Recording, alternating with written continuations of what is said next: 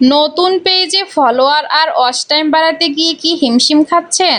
একদম টেনশন করবেন না। নতুন পেজে দ্রুত গ্রো করার জাদুকরী 3টি টেকনিক আজই জেনে নিন। প্রথমত, রিলস ভিডিওর পাওয়ার ব্যবহার করুন। পেজ একদম নতুন হলে শুধু বড় ভিডিও দিলে রিচ পাওয়া খুবই কঠিন।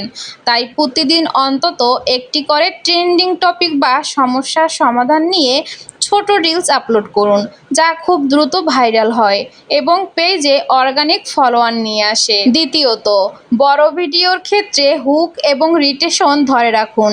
লং ভিডিওর শুরুতে এমন একটি চোখ ধাঁধানো প্রশ্ন বা চমক রাখুন যাতে দর্শক অন্তত 30 থেকে 40 সেকেন্ড ভিডিওটি দেখতে বাধ্য হয়। ওয়াচ টাইম বাড়ানোর জন্য ভিডিওর মাঝপথে অপ্রয়োজনীয় অংশ বাদ দিয়ে মূল পয়েন্টগুলোতে ফোকাস করুন। তৃতীয়ত ও সবচেয়ে কার্যকর টেকনিক হলো লাইভ সেশন বা অডিয়েন্স ইন্টারেকশন।